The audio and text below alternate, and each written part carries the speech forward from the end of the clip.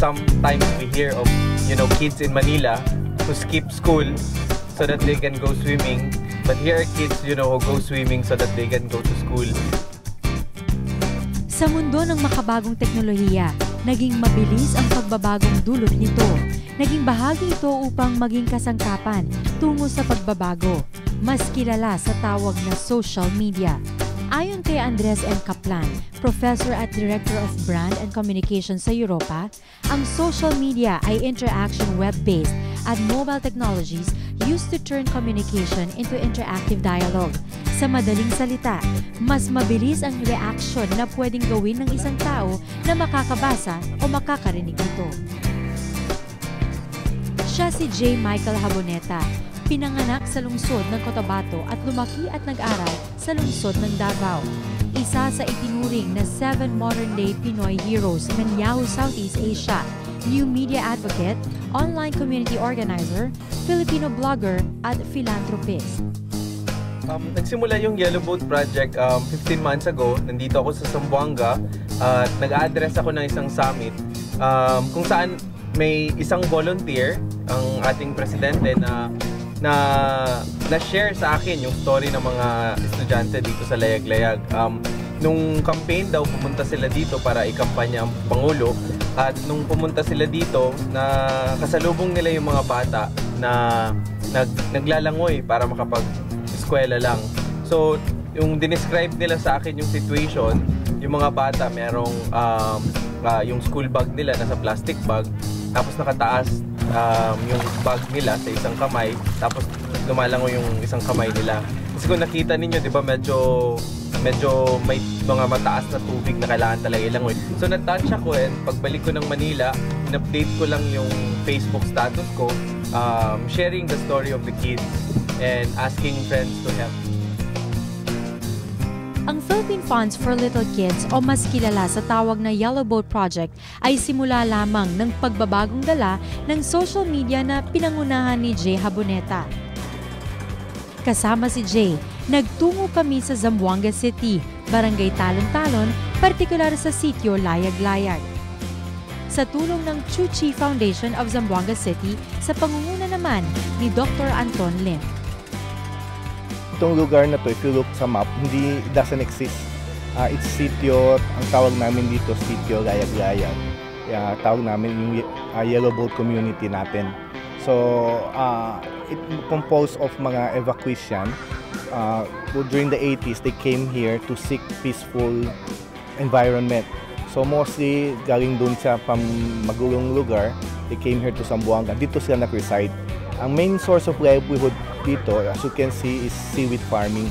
Although occasionally may mga fishing sila, pero basically, seaweeds talaga ang kabuhayan nila dito.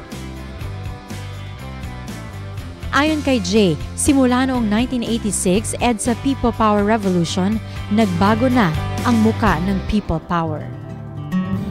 Sa akin palagay, parang yun yung bagong mukha ng People Power, na di ba hindi lang tayo magtutulungan tuwing election, ngunit ang pinaka-importante na part, yung governing na part, dapat magtutulungan din tayo. At saka pwede ding sabihin na parang People Power online siya.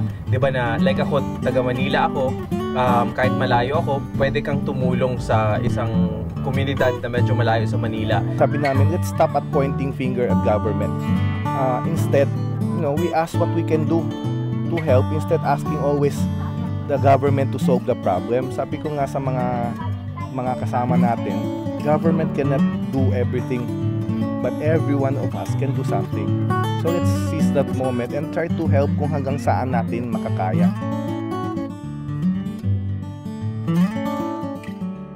Malaking tulong sa mga taga-Layag-Layag ang Yellow Boat Project. Ayon kay Abraham Abs Mawadi, hindi lamang kabuhayan ang binago ng Yellow Boat, maging ang kanilang pagtingin sa pamahalaan ay binago nito.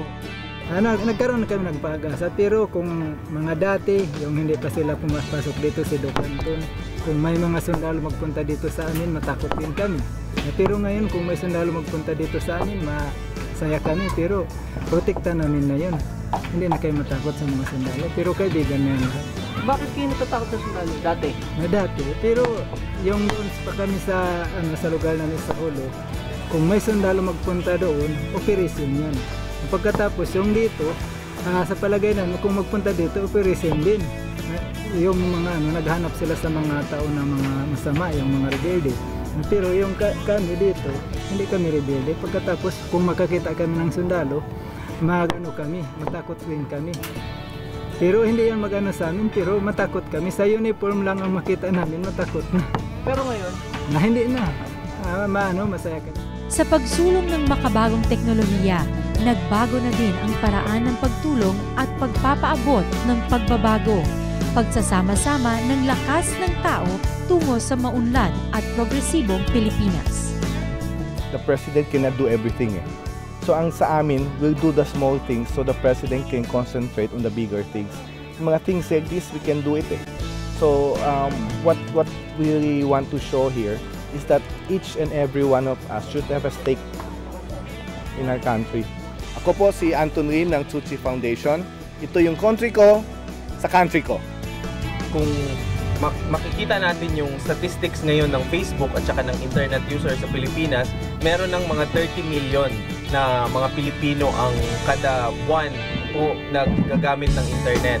And then meron ding 11 million na Filipinos abroad na malamang may access sa internet. And then yung Facebook, for example, ang latest statistics ay may 27 million na Pilipino na gumagamit ng Facebook. So napakahalaga nitong tool, napakahalaga nitong bagay na yung pag kung ano man yung ginagawa natin online, gamitin din natin siya para sa ating kapwa. So kung gusto nilang mag-donate, pwede nila kami mahanap online sa Facebook at saka pwede rin mag-email kahit sa akin na lang diretso sa jhaponeta@gmail.com. They can like us on Facebook.